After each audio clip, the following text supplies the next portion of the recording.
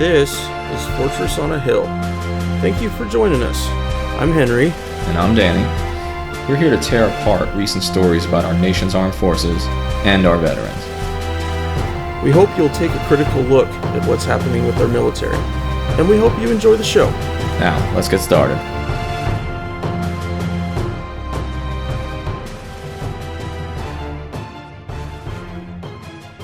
Alright guys, let's move on to something a little more enjoyable, like the military-industrial complex. Thrilling. Oh, absolutely thrilling. So I got one last headline today, and it's going to take us into our main topic for the week. And it's from Zachary Fryer-Biggs at Newsweek. And he has a pretty concise breakdown of the increase in weapon sales that America has seen since President Trump was inaugurated. And the total was a 25% increase over sales in 2016, but it did fall short of records set in 2015 and 2012. The announcement does not include a breakdown of who bought the weapons or what types of weapons were sold. President Trump has been pushing for more arms sales, tweeting in September that he would help Japan and South Korea buy more weapons. The administration has taken a hands-on approach to arms sales, with his son-in-law Jared Kushner personally calling the chief executive of the world's largest defense company, Lockheed Martin, to help build a package of $110 billion in sales to Saudi Arabia. So, it seems the great miraculous process that Trump shared in his travels across our earth as America's greatest missile defense traveling salesman, it doesn't work as quickly as he would want it to. Certainly, he's going to be much more bragging in your face about the numbers, but because of the nature of it, it doesn't work that quickly. However, there's already been some pretty extreme ideas that have come out of it, and here's another little note from that same article. One State Department source indicated that the Trump administration had toyed with the idea of creating a deal closer to help push for sales, although that idea was shot down by experts from several agencies. Foreign sales have been increasingly critical to U.S. defense companies, who have focused on outside markets as U.S. weapons spending has remained fairly flat. Companies are not allowed to sell weapons directly, with the U.S. government striking deals with foreign countries, and then the countries buy the weapons through the normal Pentagon purchasing process. So it's running behind. He's always going to brag. Trump's always going to have the big numbers, but the sales are happening. It's going everywhere. All the different things that we're selling, and they wanting to put more Abrams. I think it was it into Norway or somewhere, along with the Marines. We are entering a new period here, folks. Of the beast is going to start to get a lot bigger, and it's going to do it in a lot of ways that we can't always even know. Thinking about the new funding stuff for the CIA, and that it doesn't have to be accounted for. Will we find out 20, 25, 30 years from now that some of these spooks were part of the beginning of the U.S. war with Iran? That if we can't account for it, how do we deal with it? How do we put it in front of our leaders and say this is actually happening? Yeah, it's a great topic, and it does tie into the military-industrial complex. It's scary when it happens behind closed doors. It's just as scary when it's announced publicly, like the $110 billion record arms sale to Saudi Arabia, the first country that President Trump visited. What else goes on in Saudi Arabia? I know. They behead people publicly for things ranging from adultery to sorcery to witchcraft, which I think is phenomenal. Because if you're going to execute people, definitely do it publicly. Definitely do it with a sword. Definitely make a video out of it. Wait, no, I'm sorry. That's ISIS. Maybe there are some similarities between our allies and ISIS. But they need more Abrams tanks. They need more F-16s so they can continue to bomb Yemeni civilians. Yep, they do. I'm not saying that the United States is the worst country in the world. I'm never saying that. I think it would be unfair to this country not to recognize its strengths as well as its weaknesses. But the opposite is true. We have to see our flaws. America is number one at two different things, and they are very much in sort of opposition to one another. First, we're the king of freedom language, liberty language, right? We're the ones that say we are the helm of democracy. We're a city on a hill. We're the beacon of freedom. Great. But we're also the number one arms dealer in the world, more than Russia, more than China, more than insert awful country we're supposed to hate here. We sell more weapons around the world. We preach peace, but we sell more guns than anybody else.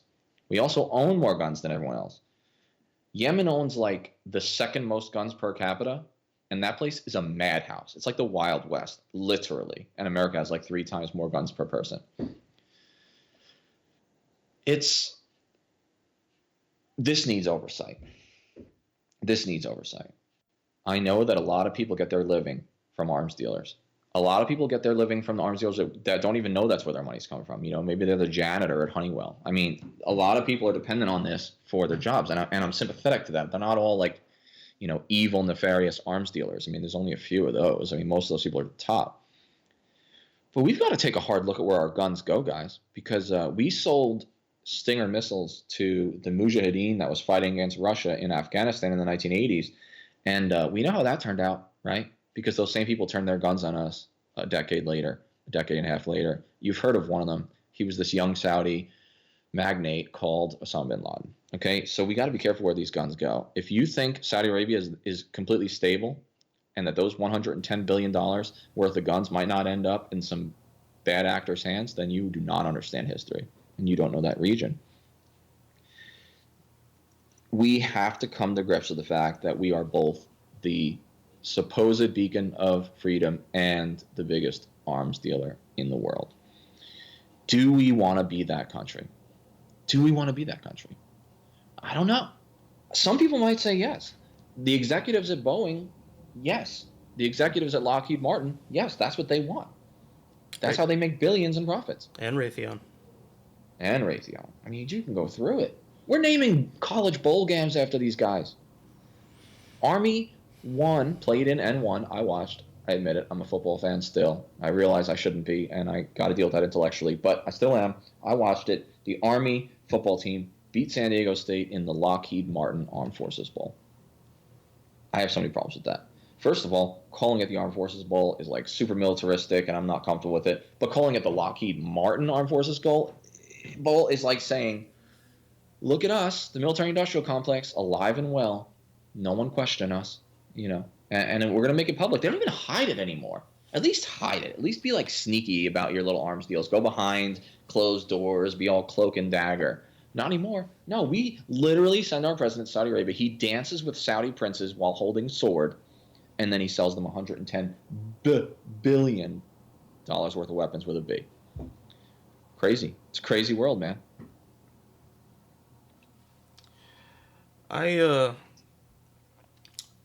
So I found something kind of interesting when I was doing my research for this topic, and it was about a company called Boston Dynamics. Now, Google recently completed a purchase of it. It's the company that developed the big dog robot that can go with soldiers and Marines on their missions. You guys might have seen them online. They're big skeleton type robots, and they can be really helpful in combat. They can help carry extra equipment, extra ammo. I know the Marines have been testing them for quite a while.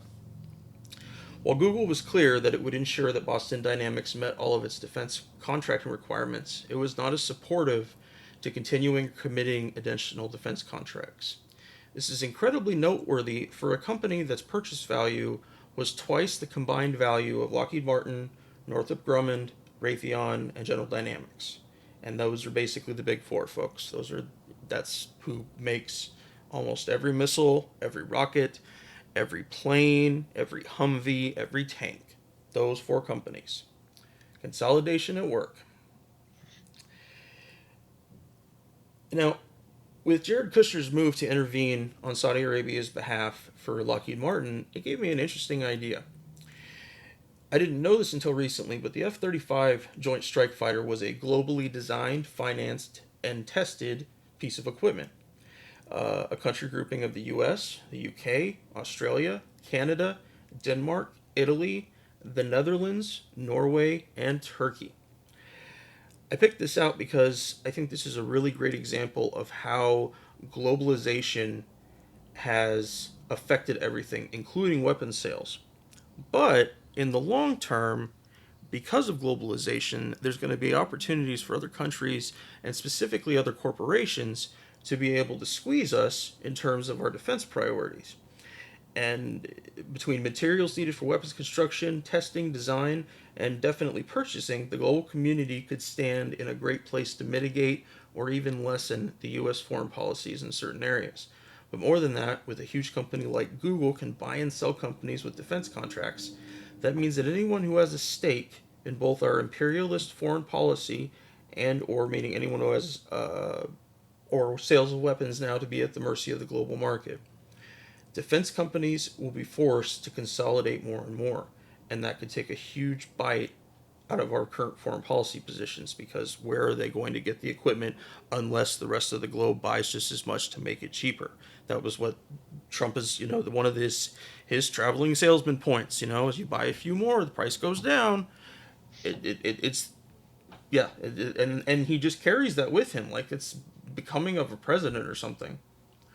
Um, but it shows that the economics of our defense industry are not they're not going to be able to mitigate globalization. They're not.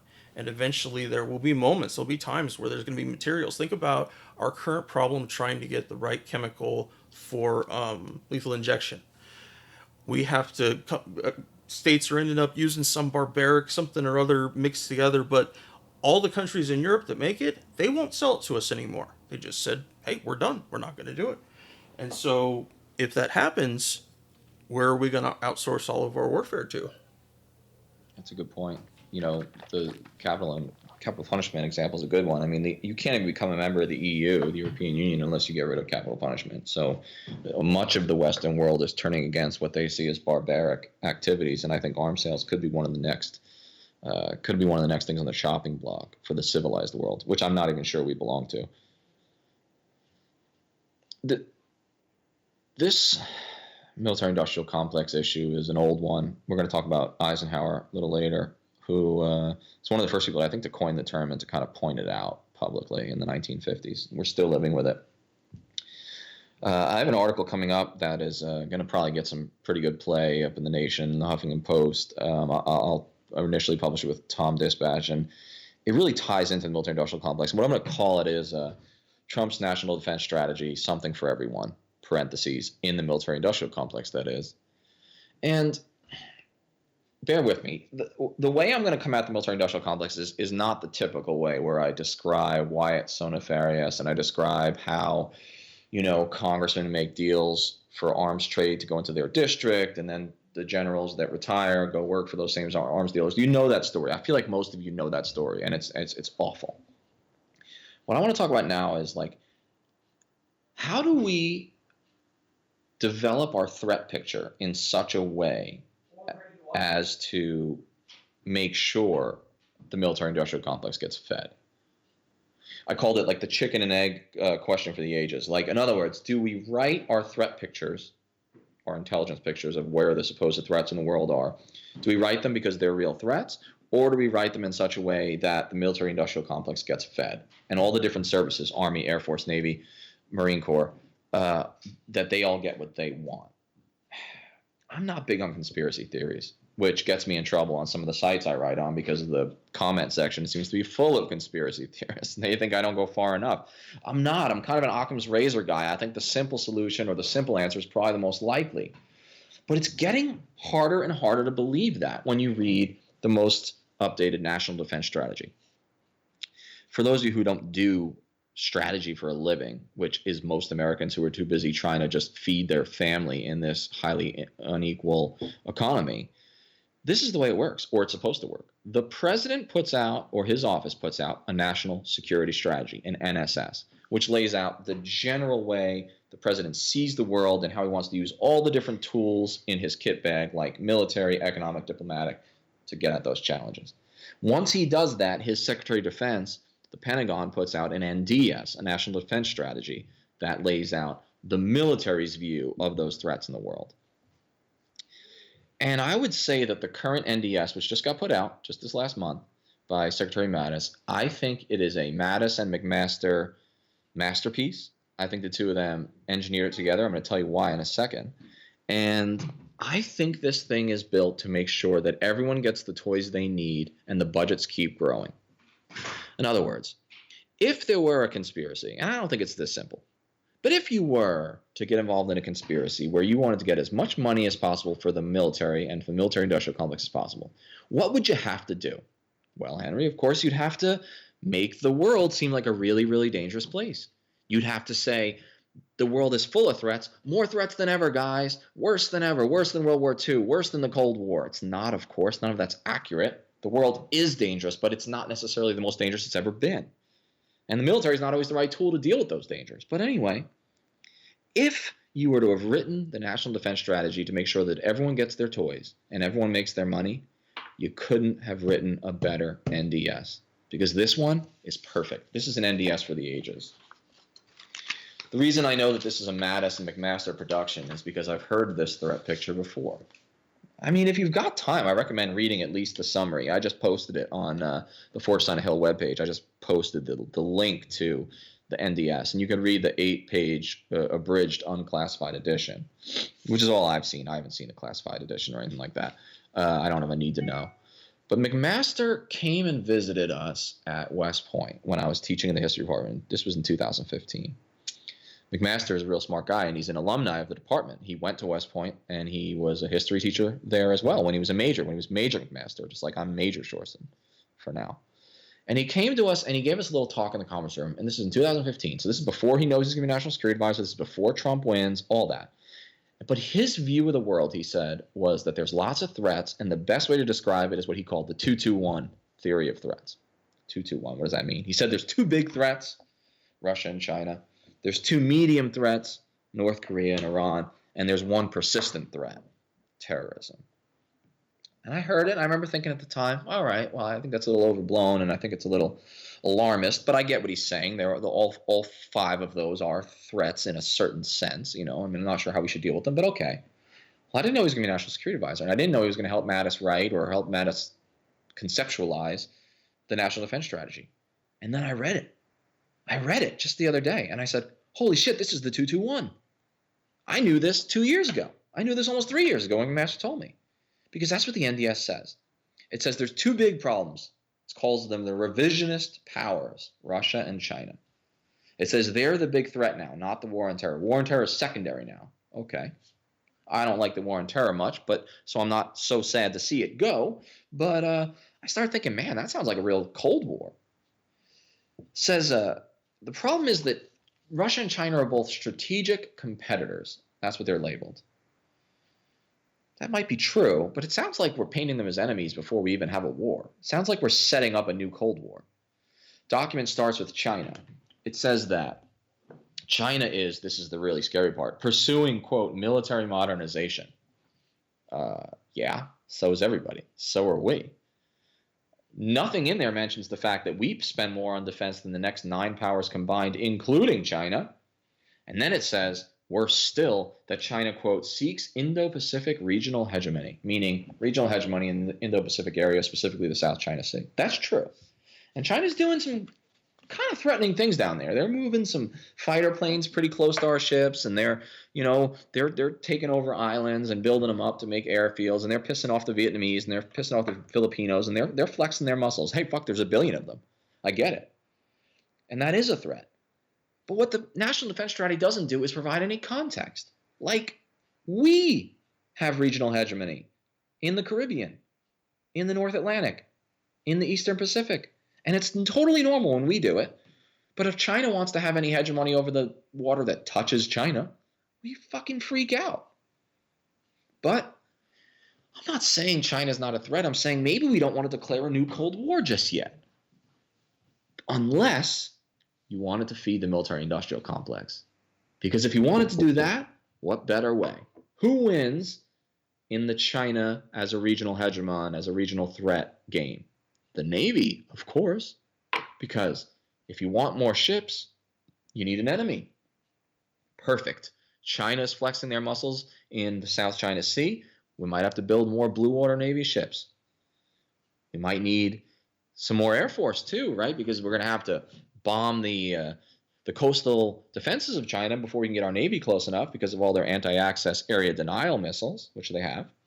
And we might even need some more Marines, right? We'll probably need another Marine brigade because we're going to have to seize the shoreline. You see how this works? I'm not saying that Mattis and McMaster are working for the military-industrial complex. I'm not saying that. I'm not even saying it's a conspiracy. I'm saying this national defense strategy is so alarmist that it makes it seem, at least, like all this is meant to do is get bigger budgets, and for all of the service chiefs, I mean the Secretary of the Army, the Chief of Staff for the Air Force, Navy, Marine Corps, all that. It's called the Commandant of the Marine Corps.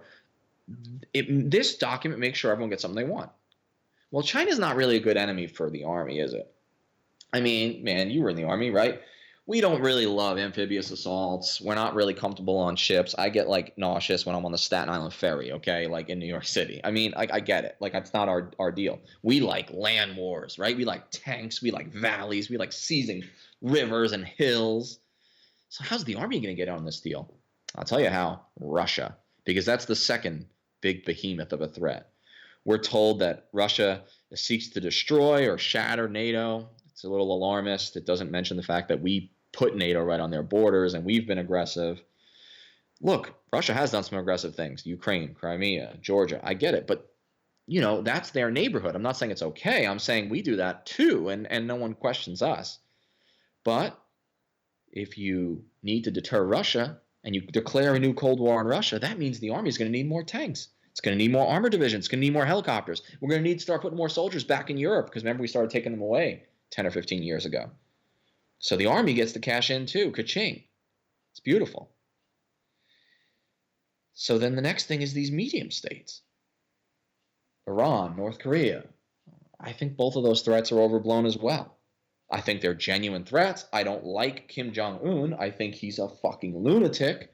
But I also think he is a rational actor. I don't think he wants to ruin the world or kill himself by shooting nuclear weapons at us. And I think Iran isn't stupid enough to cause an outright war with the United States. I'm not saying we shouldn't deal with these threats, but basically declaring war on them by calling them outlaw states and that they have reckless rhetoric. I mean, that's funny coming from Mr. Fire and Fury himself, right? But if you're in the military-industrial complex, this is a windfall for you because North Korea has nuclear weapons. So that means we need more air defenses. That means we need more Aegis destroyers in the Navy that can shoot down ballistic missiles. In Iran, hysteria always sells in Iran. And who's going to get in on that? Well, the Air Force, right? The Air Force is going to need more bombers to do a preemptive attack on the supposed Iranian missile sites or the supposed Iranian, uranium sites. And we just started a $1 trillion with a T dollar nuclear modernization. A lot of people say, man, is that really how we want to spend the money? I mean, how many nuclear weapons do we need? Do we really need to modernize all of them? There's a lot of critics out there. But if you say North Korea is an existential threat, now you've got to modernize those missiles because, well, North Korea. And finally, the last guy to get in on the deal is the Special Forces, which have grown so extensively that it's hard to even call them special anymore. That's not a knock at the Special Forces, guys. That's just a reality.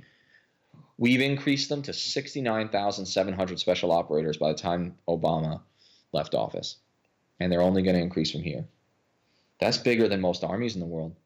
It really is. I mean, 69,700 special operators. Well, what are they going to do? Well, that's where the last one comes in. 2-2-1, right? 2 bigs, 2 mediums, 1 persistent. That's where the Special Force comes in. Terrorism.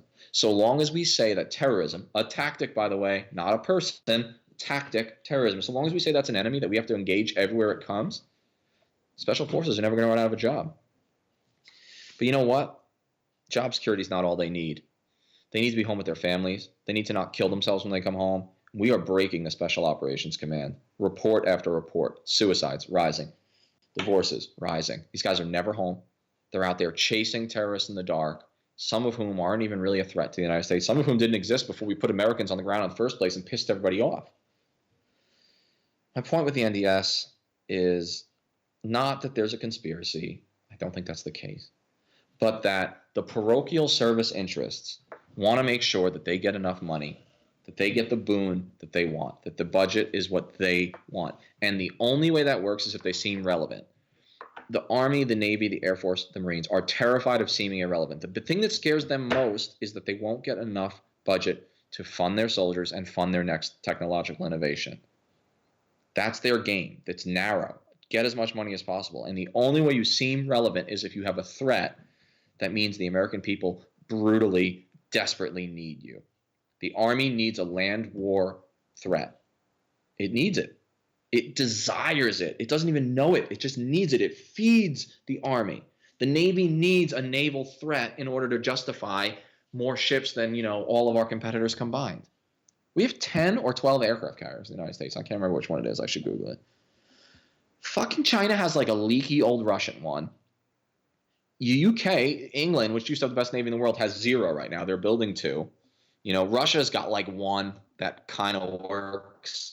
I mean, look, I'm not saying these people aren't threats. I'm saying keep it in perspective. Maintain some context. And with that, I think we're going to talk about the guy who kind of invented the term, Henry. So, let's talk to us about Eisenhower and how he saw this coming. So,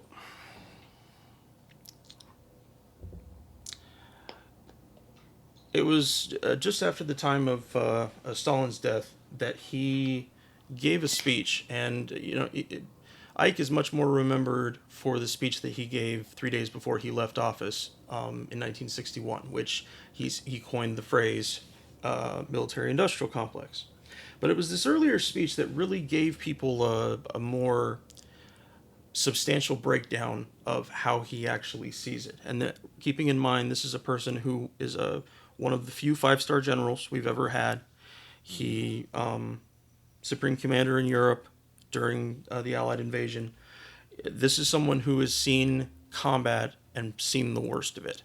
I haven't read much specifically about his assignments before World War II, but I remember that he was a colonel and that they brought him up to 4-star from there. Somehow this man was that brilliant, and I think he was. I think he really was. Now, recently when we talk about Republican bravery, Republican political bravery, we'll say, we have people like Bob Corker and Jeff Flake who decided that they were going to share some profound truth with us while they're on the way out the door. And before I knew about the thing in 53, I had kind of the similar thoughts on myself about Ike, but I was like, Ike's not that inconsistent. He wouldn't do something like that. But it was during his era he began the military-industrial complex, okay, which is just makes it that much more ironic that he's the father of the term. The nuclear buildup that occurred during the 50s, the invasion of Korea. I mean, he wasn't president. Well, no, he was president during Korea, wasn't he? Yeah, the second half of Korea, he was president. Yeah, he actually ended the war. Okay. So here's a little bit of the speech from 53. Oh, wait a minute, hold on. I posted the wrong thing here. Oh, sorry, this was an analysis. Okay, in this speech, the president contemplated a world permanently perched on the brink of war, humanity hanging from a cross of iron, he said, and he appealed to Americans to assess the consequences likely to ensue. Separated in time by 8 years, the two speeches are pretty complementary. To consider them in combination is to discover their full importance. As bookends to Eisenhower's presidency, they form a solemn meditation on the implications, economic, social, political, and moral, of militarizing America. Now, I bring this up because it's important that we understand something. Fighting the military industrial complex is essentially fighting the last 70 years of how our country has lived. It doesn't matter who's in power, Democrats or Republicans, it still continues. Some administrations may support it a little less or utilize the military a little less, but it continues. Democrats, as Hillary Clinton, can just be as big as any war hawk that's on the GOP side. The thing about the military industrial complex is it's all about trade-offs. trade-offs. And the phrase that's often used is guns versus butter.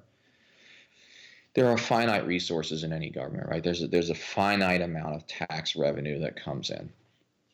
And of that revenue, right, of the national, gross domestic product, and then the part that becomes government revenue, we got to divide it up somehow. Some of it's going to get invested in people, some of it's going to get invested in infrastructure, and a lot of it's going to get invested in the military.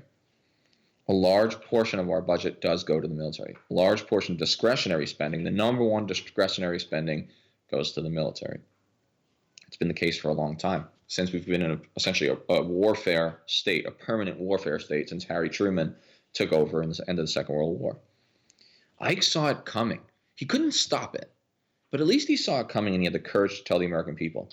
The speech you're talking about in 1953, he said, every gun that is made, every warship that is launched, every rocket fired signifies, in the final sense, a theft from those who hunger and are not fed, those who are cold and are not clothed.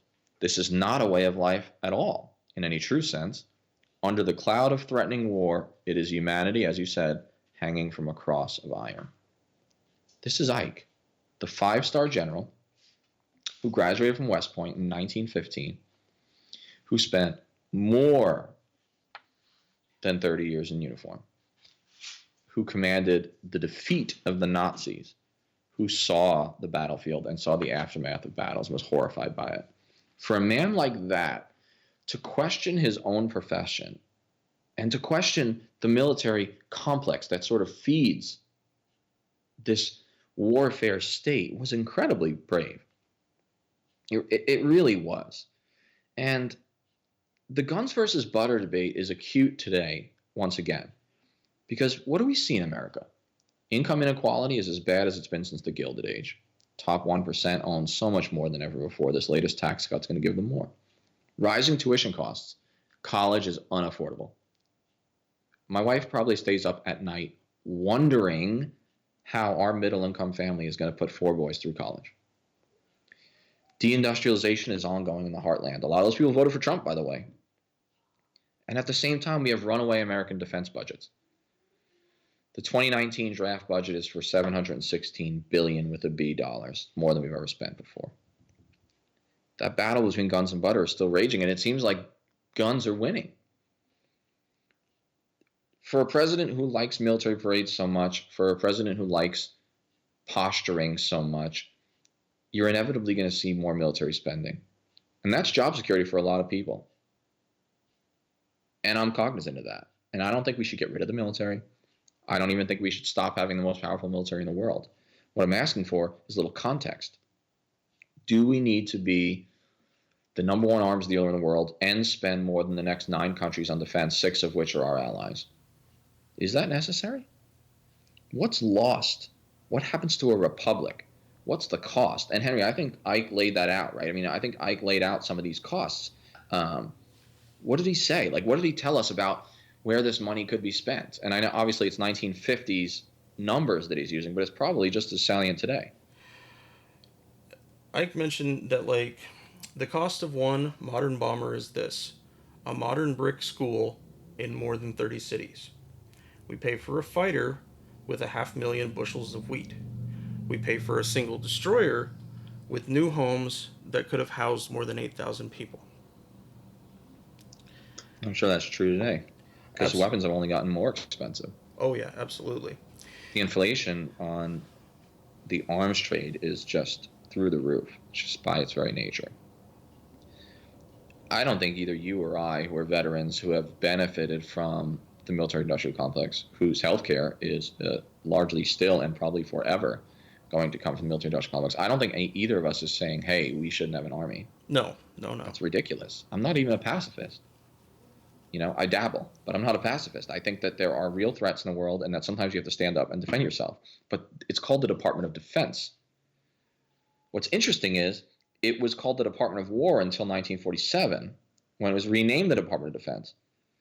But we've actually fought more wars and fought more aggressive and foreign wars since 1947 than in our whole history before. So the day we changed to defense is the day we started acting more like it was the Department of War, versus before when it was the Department of War, and it probably should have been called the Department of Defense. Defense. Defense doesn't always mean hiding behind your oceans and waiting for the enemy to come to you. Sometimes you have to be proactive. But we're the only country that has special forces in 70% of the world. The only country. Wouldn't even occur to anyone else to do that. $716 billion is a lot of money. Bridges are collapsing in the United States. School systems are failing. Income inequality is through the roof. The welfare state, the social safety net, it's been devastated since Reagan by Republicans and Democrats alike. Hyper free market capitalism has its place, but it also has its weaknesses. It also has its downfalls. And that is that a lot of people at the bottom end up with very, very little between themselves and utter poverty. Yet we're spending all this money on F-35 fighters. And we're writing threat assessments that make it seem like all our enemies are 10 feet tall. And they're not. Russia has enough nuclear weapons to destroy the world several times over, and so do we. Neither of us is going to do it. Now, terrorists can get their hand on that, and something can go wrong, absolutely. But Putin is rational, even if he's a little crazy. Theoretically, all of our presidents up till now have been rational. I hope this one's rational too. That's not likely. Here's what I know. We have 10 times more aircraft carriers than just about everybody else. We have more ships, more bombers, more nuclear weapons than just about everybody else. We have the best technology. We spend more than 9 countries after us combined. We need to relook at the guns and butter debate. And I think that it's going to take veterans to say, look, I'm not against the military. I'm for smart military spending. I'm for prudence. I'm for balance. Balance, that's a word we could all use in our lives. Balance. And the United States is way out of balance when it comes to the military-industrial complex. And I hope someday we can rename the college bowls back to what they used to be, like named after cherries and peaches. And I hope we can get ourselves back into a healthy balance between guns and butter. It's a tall order. I halfway jokingly went through all the militarism stuff today, but people support war. I remember, I think it was 0708, I saw a poll that said, two-thirds of all Republican voters are strongly in support of the Iraq War. How do you cease war when so many people have been indoctrinated to believe that it is the answer to everything?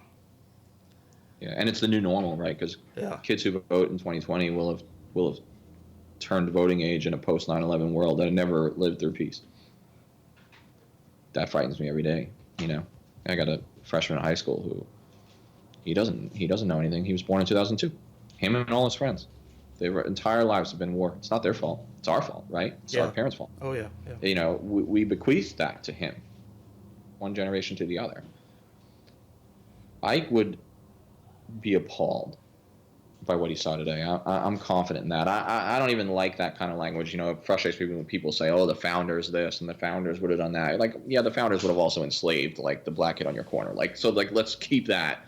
Let's tone that down. Let's pump the brakes. And it's difficult to speak for dead people. But Ike spoke for us. He spoke when he was alive, and he threatened. He saw the threat from all this, and he warned us. And I used to tell my students when I used to teach the Eisenhower Eisenhower lesson in my American history class, Ike is like a big hero at West Point. He's got a barracks named after him. He's got pictures everywhere. He's got statues all over the place. And mostly he's remembered for Normandy and World War II and maybe being president. And I always tell my students, I said, listen, when you walk by Ike's statue on the way back in class today, like they do every day, I said, I want you to think about him. And for a second, I want you to think about the other half of Eisenhower. Yeah, I want you to look at him and say, I'm proud of him for defeating the Nazis. I'm proud of him for organizing the Normandy landing in D-Day. But I also want you to stop and pause for a moment and remember that Ike who said that every missile that we make costs us schools, that it's humanity hanging from a cross of iron when we constantly live as a militarized people. Remember that, Ike, too. Don't forget Normandy, Ike, but just keep it in perspective and remember that there were two sides to that person. We need complex figures like that again. We need nuanced figures who see the benefit of the military and its need, but also see the scary, dark underside. I'm afraid we don't have that at the top of our government right now. Maybe worse than ever. I think we have a single-minded person who lacks complexity and maybe empathy. And that's frightening, because I think if Ike was back today, he probably would be too liberal for even the Democratic Party, and he was a Republican. Yeah, I keep thinking about that. I think Ike might be a Bernie Sanders running mate if he came back.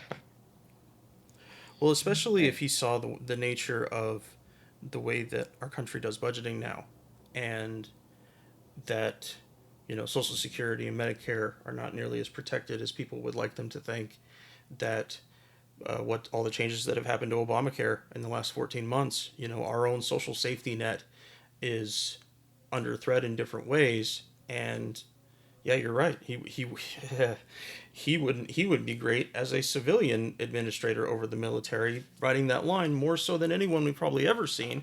And like you said, he was a Republican. So if people start using the left versus right arguments, throw them away, because everybody on both sides sends people to war. It's what we've seen. It's what we saw with Obama. I think I'd seen a little thing earlier in your writing about that. Obama was supposed to be the savior. Obama was supposed to be the guy that was going to come in. He was going to get it. He was going to see the pointlessness of the war on terror and change it. And he didn't do it. He came in and he became a straight up neoliberal. And that was the end of it. I drank blue martinis the night that he won the election. Before that, I wasn't even a registered Democrat. Before that, I thought of myself as relatively independent. I put my hopes in the Democratic Party and in Obama because it was supposed to be the anti-Bush. I had just left Iraq months before, disoriented, disenchanted, and I put a lot of faith in him. And look, I wish he could come back and do another term compared to what we have right now. Oh, yes. Yeah, no, he was a bad president in all things. So. Yeah, I mean, he had his strengths, but he maintained the warfare state. And he sold a record number of arms until this president. We'll see if he breaks the record. He gave more military aid to Israel than any president before. So for all the talk that Obama's weak, Obama's a dove, like the Republicans said, he wasn't. No. He was another war president. And Hillary Clinton might have been more hawkish than Trump. We don't know. She is a hawk. The mainstream Democrats, they voted for the Iraq War, folks. Hillary voted for the Iraq War. Chuck Schumer voted for the Iraq War. Even Joe Biden voted for the Iraq War. And I like Smiling Joe, but he voted for the Iraq War. He did. These people are tainted. They're tainted. You know who didn't? Bernie Sanders. He was one of the few. Anyway, this is an important issue, guys. And, I know that we've pontificated about this a lot, but think about it. Think about that complex figure of Eisenhower, and think about the guns and butter trade-off, and ask what kind of country you want to live in.